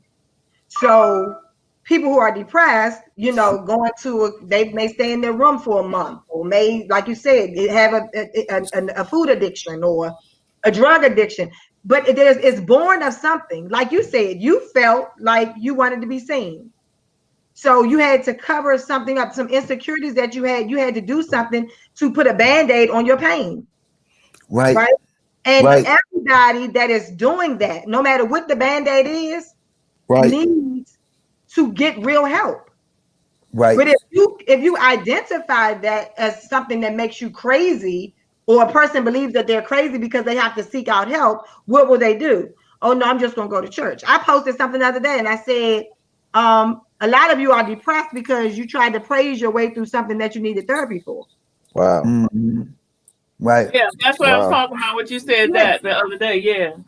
Some of this stuff, I mean, praise is actually a victory dance. So praise them after you get therapy. You know what I mean? Because you need to get out of it. That's right though. That's right. And I know, and you don't stigmatize the church by saying that that's where the worst situations are. Exactly. It's not a stigma, but it's also the truth. And we're looking at our history. We're looking at back in our African days and our ancestors' days. The hospital was the church. Right. Everybody took everything. They took it all to the pastor. They took it all to the church. The missionaries came. When somebody was sick, they called for the pastor. When somebody was having a baby, they called for the missionaries of the church. And they called for the whatever congregation it was, or whatever culture it was. Even the Louisiana, those people, they bring the witch doctor if somebody was acting strange. And even in biblical days, everything that Jesus did, he took his disciples and they went and they healed and they had deliverance. And that was the gist of it. That's why everybody brings it to the church, and it comes back to that, because that is our faith and our hope is the church, and the church are the people, and we know that, so we can do that deliverance. I don't care where it is. It could be in the backyard, and guess what? I open up the backyard for anybody that need to come and have some hope.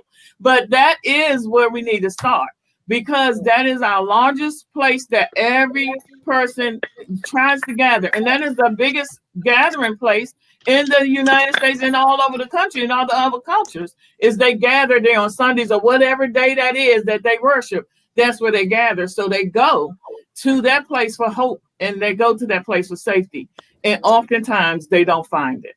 Speaking of the backyard, Vance mentioned in the backyard when he wanted to let him read the book. Let him read the book. Let him read the book. Okay. Let him I already know where he's going. Already know where he's going. Let him read. It's all in the book. Hey, listen. I don't even need the book to know what that day is, Eric. It's in the book, Angie. It's in the book. Talk about the listen. Oh my God. I want to thank y'all. I want to thank y'all for coming on, man. We've been on for about an hour and a half. I'm so grateful for this time. We got to do this more often. I may do another StreamYard about 8 o'clock. But thank all of you for purchasing the book. If you already purchased the book, I'm so grateful. And if you need to know where to go purchase the book, please, I want you to go get your copy at Amazon. It's there right now. It's Christmas time. You can be a blessing to those that want to get it.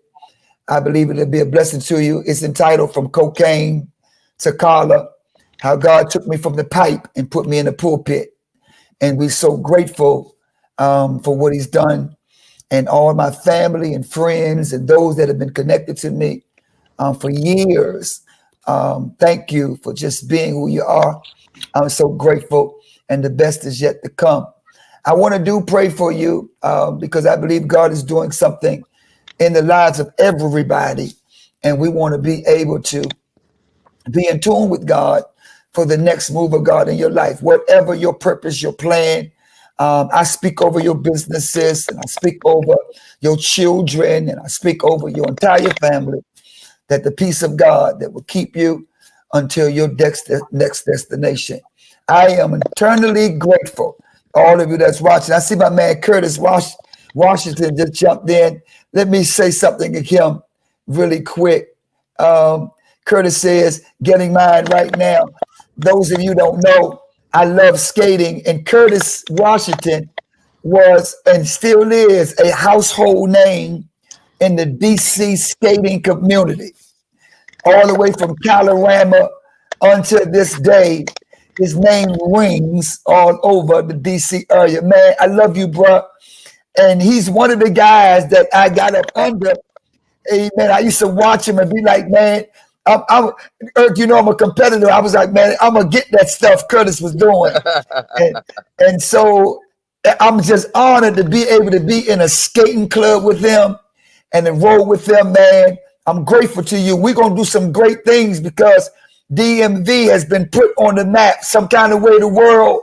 They got our skating style all over the world, and they appreciate how we do it here in DC. And so, man, I love you. I wanted to shout out to you before you got off the line because I saw you jumped on. And Latoya, hold on. Latoya, skate key forward. When you coming to New York? When the pandemic over, girl.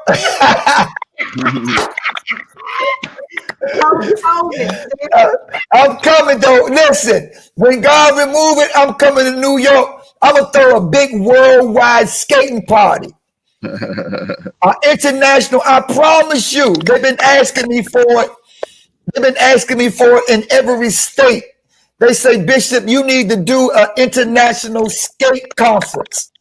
And I'm going to bring everybody all over the world. And I'm going to pray. See, what you got to understand about skating don't have nothing to do with religion. It's a common practice. And God going to bring everybody from all races, all creed, all nationalities, all religion. I'm going to get them all in one room. Y'all missing it. And God going to do something. Not too late for a while. Now is the time. Absolutely. Ain't no doubt about it. That's in the book. I got one request, Vance.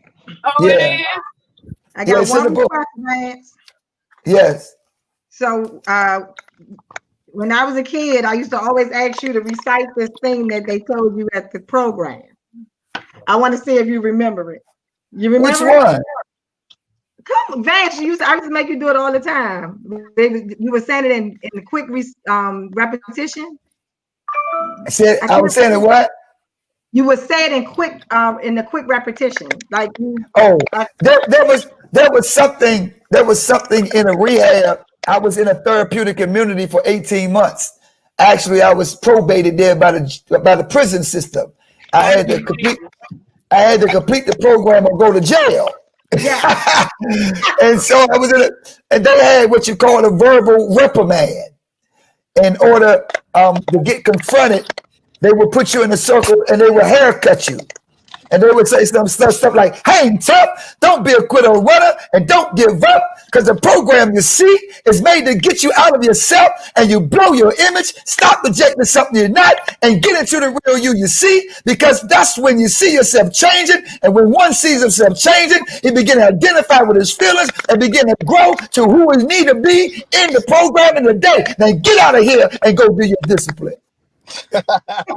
Yeah. That was 30 years ago.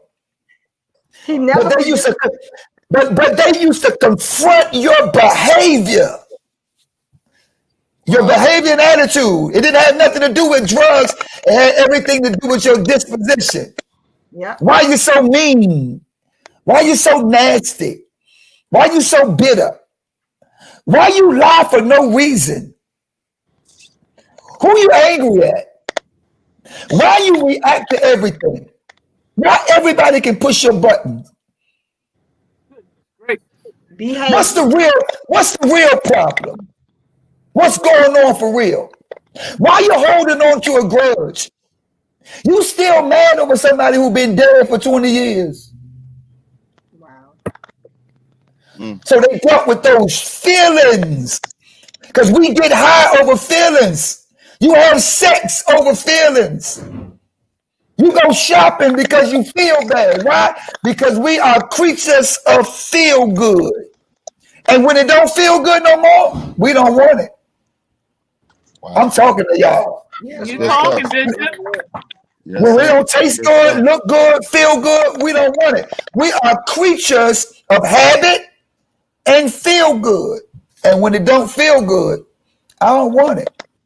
Done. And so you got to work on that. So you got to replace that with faithfulness and loyalty. And that has to be practice. You got to do some writing. You just can't shout it out like Sam said. You got to write. You got to work on yourself. Why you need self-acceptance? Why you a people pleaser? Why you need approval from others? Why you jealous? Why you envy? Why you can't listen? It deals with so much. I can't give it all to you in one night. But why you can't love on a woman and hold her after you made love to her because you had incest with your family? Wow. Jesus. See, when you start cutting in deep and you start getting gut level and you start getting to the real of the root, and some of you still crying because you're trying to act like the victim when you were a volunteer.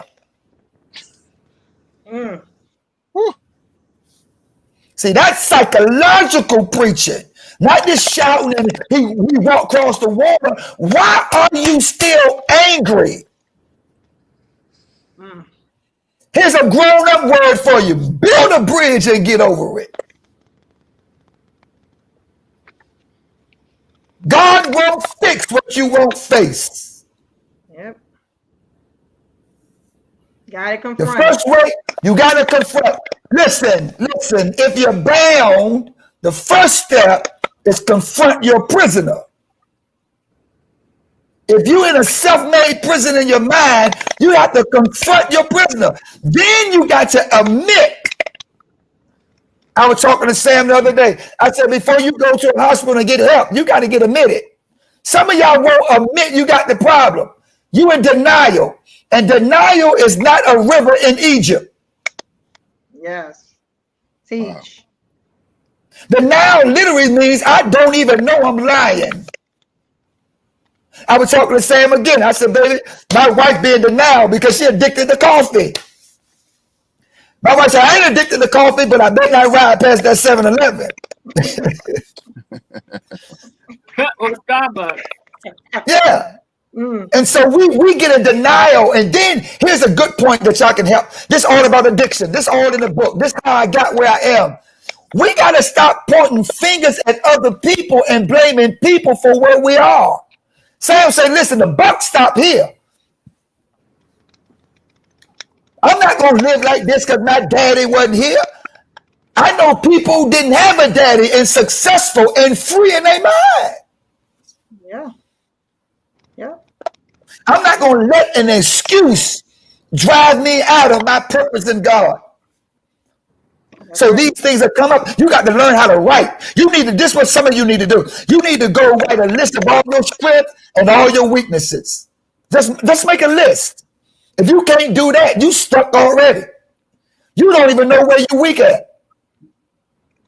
Okay, let me give an illustration.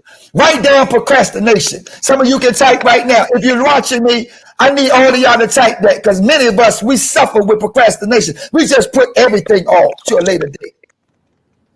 Procrastination. So what you need to do is you need to write about procrastination. When the first time you remember you procrastinated, you might have been 5 years old. Write it, the whole exact nature of it. Journal it. Oh, I procrastinated when I was a child. I was supposed to clean up my room and make up my bed. I put it off to later on. I came back home from school. The bed was still unmade. Procrastinate. Then you start writing it. What's going to happen after you start writing it a long time? You're going to start seeing a pattern. Pattern of behavior. Then you start confronting that pattern, and once you confront the behavior, your attitude starts changing. Then you can learn the word of God when it says, don't be slothful. Or God never blesses a lazy person. He says, study the ant, they industrious. Then the word of God will start meaning something to you when you start working on personal self. Now, I got a long way to go at 55, but man, I come a long way. Yeah. When I grew up, I wanted my toys and your toys too. Yeah. So when I got to church and they told me to give $1,000, I'm looking at them like, you crazy. I had to do some work. Recovery is not about not getting high. That's abstinence. My problem was not cocaine. My problem was Vance. I haven't used cocaine in 28 years, but I got to deal with me every day. Mm-hmm. What do you do when you get jealous? What do you do when you get angry? I'm helping somebody. I don't know who I'm helping. I see the numbers going up. Listen, you can't work on anger until you're angry. That's therapeutic stuff. I learned that stuff. I learned that stuff in rehab. You can't say, well, I'm a count. Man, look, you don't think about counting when they got on your nerve. That's right. You got to work on anger when you're angry. You can't work on jealousy until you're jealous. Because when them feelings start conjuring up, we react over feelings. But here's your word. I got to let y'all go. I'm done. Feelings is just a feeling. They come and they go with understanding. Stop reacting on how you feel and stop being emotional unstable. It's just a feeling. That's what they told me when I wanted to get high. It's a feeling. When you want to go cheat blood on your wife, that's a feeling. It'll pass. Right. When you want to hit that woman or hit that dude, it's a feeling. Refrain. I'm preaching. Yeah. I ain't mean to do it. I can't help it. It's just in me. So you got to work on you. You got to do some writing. The new book coming. It's coming. I'm going to start writing. Show you how to do it. Show you how to work some stuff. But God ain't going to fix it if you keep hiding like you ain't got it. Like everybody the problem but us. I'm not biggest problem. I get in my own way.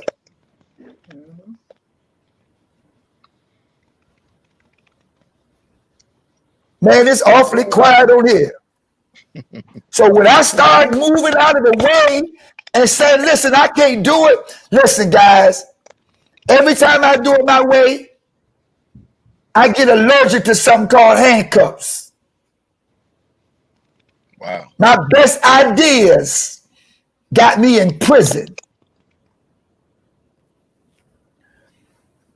I'm the preacher, I'm the pastor, but I'm going to keep it real. I'm going to be transparent. I struggle with my flesh every day. I got to fight. I'm a man. I don't get high, but I'm a man. I struggle with my flesh. I got to fight. And I never slept with another woman or my wife. And I've been married 15 years. Never. But I didn't say I don't look. And I got to fight it. It's the grace of God that kept me. I was a womanizer. Ask these women on here. I ain't care nothing about no woman. I want to hit you, take your money, and roll from you. After I bang you out, I don't want nothing to do with you. Ask these women on here. Don't ask me. I got all the stories. I got all of them. So I had to work on that womanizing problem. I was addicted. It failed my egocentric attitude. It's in the book. It fed that because I was insecure. I was insecure at 30 years old. I was a little boy in a man's body, an emotional wreck. Because when I got high, I didn't deal with no emotions. I numbed how I felt. So once I started getting high, I was 30 years old, 29 years old, in a 15-year-old body. I mean, vice versa. No, I was 12 years old. I started getting high at 12. Yeah, that was about right. So at 29, I'm thinking like a 12 years old emotionally, because every emotion I had, I got high. What you mean by that, Pastor? When it was cold, I got high. When it was hot outside, I got high. When I'm sad, I smoke the J. When I'm happy, I smoke the J. Every feeling, every emotion had to be coupled with getting high. So I never experienced real feelings. And all of a sudden, I ain't getting high no more. So now I'm an emotional wreck. I don't know how to handle it. So when a real woman loves me, I don't know how to appreciate it. This cannot be real. Mm. Wow. And now, once I fell in love with a woman, now I have sex with the woman and figure out why I can't hold her after sex. Because the incest in my family has numbed me from affection.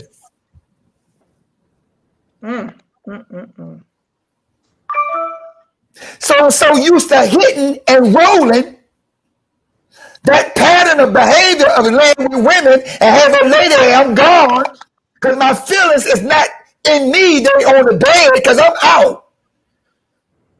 So now when I want to have a real meaningful relationship, I'm struggling in my 30s. Affected with detachment. See? Don't have nothing to do with cocaine because it was a symptom.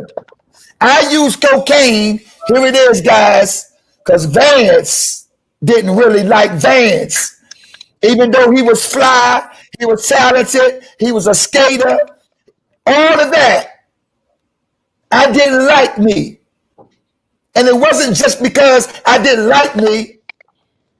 Growing up, pushed me because I thought I was inferior and insignificant and not good enough by folk I looked to.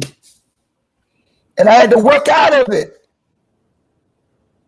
That's why I ain't afraid to talk about it. You know why? Because I worried about how people saw me. I always had an image. I wanted to look good. I wanted to be the best. I wanted to be the flyest. Ain't nobody gonna outdo me nowhere. You ain't gonna outdance me. You ain't gonna get more girls than me. You ain't gonna outdress me. You ain't gonna do nothing better than me. Because I was insecure. And some of you can relate. And so today, I don't worry about it. So now I can open up and share my infirmities.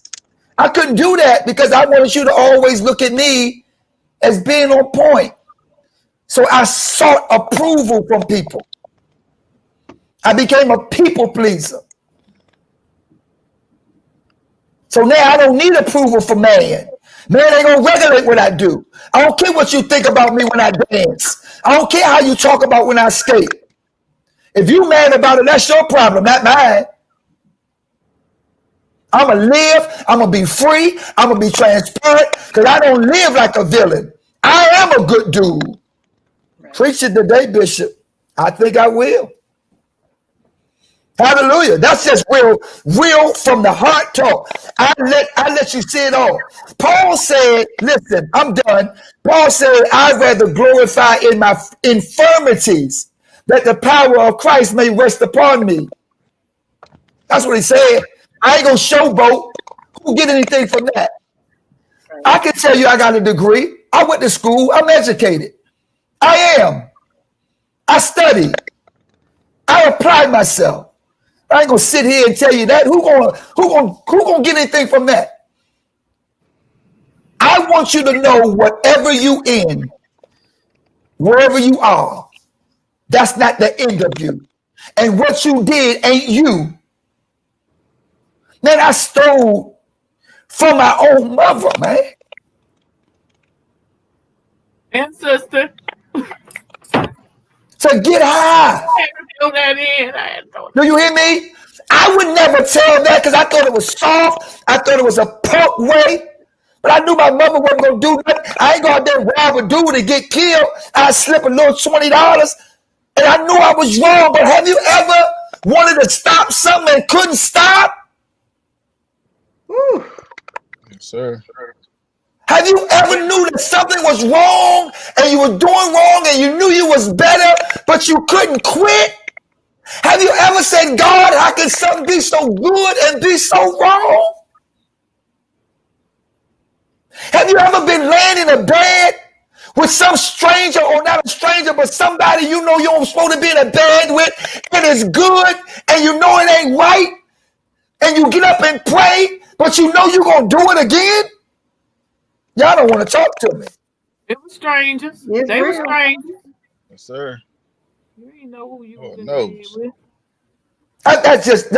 That's just real life stuff, man, that we deal with every day, that we want to escape it by trying to fill it with something on the outside. There's a God hole that cannot be filled with nothing but him. I couldn't have made it through programs and stuff without God in my life. I couldn't have. I had to turn my life over. I filled it with clothes, jewelry. I was looking like Brioni on the outside. I'm talking about, listen, when I started preaching, I was still working on vans. I was a preacher and sleeping with women in the church and used my position to get them. Y'all don't want to hear me tonight. So I had to work on it. I'd be looking like Versace on the outside and feeling like a thrift store on the inside. Just a dressed up garbage can. So today it don't even matter what I wear. Because clothes don't make me, I make the clothes.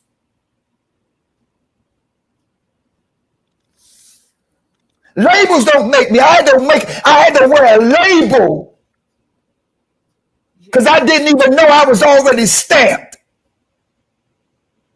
What you mean stamped? That word in the Hebrew, before I formed thee in the belly, I knew thee. Before thou camest out of the womb, I sanctified thee, I ordained thee. That word ordained means approved. It means stamped. God stamped me. He stamped you before you were ever born. You already branded. You already got tattoos. His grace, his love, his mercy. Before you lived one day, David said, he fearfully and wonderfully made me before I lived one day. So now I want to wear labels to make me feel significant. You know what makes me feel significant? And I got to give this to y'all. I make no apologies for being who I am. Know what makes me feel significant? My afflictions.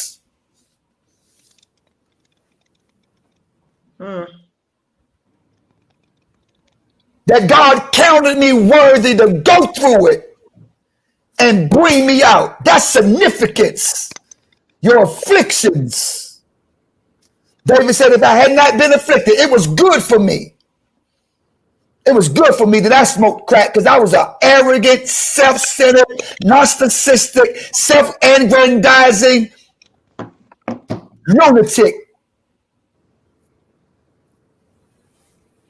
So they said good stuff about me, but I done chopped it down. But God working on me. He ain't finished with me. At least I'm not in denial. That's right. That's right. At least I ain't in denial. So when that selfishness come, I give. Because it ain't gone. Amen. Amen. I got to go. I love y'all. Thank you for tuning in. Man, they like that preaching. They want to hear that preaching. But I got to go. This is my family, huh? Yeah, get that book. Boy, you've been. Look, you outside. I can't even see you no more. It's got dark outside. I'm sitting in the car. He got more windows and moon roofs. Yeah. Oh yeah, Faith Saunders said, preacher using their positions and titles to manipulate. Yeah, that's it. I did it. It's in the book. And listen, it's in the book. In the church, I did it. So when people go through, that's why I have compassion and tolerance with people that's messing up. The Bible says this: those that have been forgiven much, love much. Jot that down. That's going to help you forever. You need to walk with that scripture forever. Those that have been forgiven much, love much. Which means, like, my wife and I, we too different. Like, my wife ain't do half the things I did. She ain't never get high, she ain't never get locked up. She had her little stuff that she do. She like dudes, but she ain't did half the stuff. I've been forgiven for so much. Man, I couldn't put everything in the book because some of y'all really couldn't handle it. I got high every day when I got high, and I did something dumb every day. I've been forgiven for so much. That's why I'm tolerant with people. I forgive them. But if you ain't been through nothing, you ain't been forgiven for nothing, you can go to sleep right through this part right here. If you always been good and you ain't never lied and God ain't had to forgive you, that's why you intolerant with people. You throw people away real fast because you ain't got that love because you think you that good. You think you that good. We think we're pretty good. But when you look back over all the stuff you did secretly and God forgave you, you'll have a little bit more mercy on other people that's going through their hell. Yeah. And some people want to be pastors, but you ain't got it. You don't want to pick up sheep dumb. You just want to preach. Right. You got to be ready to pick up sheep dung, sheep poop, and the shepherd got to go pick it up and wipe the behind of the sheep. Wow. Now the other sheep laughing at the poop on the behind. But I know what it feels like to have poop on your behind. Even as a preacher, because I'm still a sheep. And it's hard to be a sheep and leading sheep when we poop in the same time. So please be patient with me. God ain't done with me. Yeah. Hey, Eric, I felt preaching right there, Eric. Yeah, that was a preach right there. Somebody only gave me an E flat on that one right there. What they saying? Somebody saying something? What they say? Oh, Billy Staten saying, Bishop. Man, I'm telling you. Yeah. I'm wide open with it. I gotta be. I'm gone. All right, y'all. I ain't mean to do that. I love y'all. I see y'all later. I love y'all. Love y'all. Hey, listen, real quick.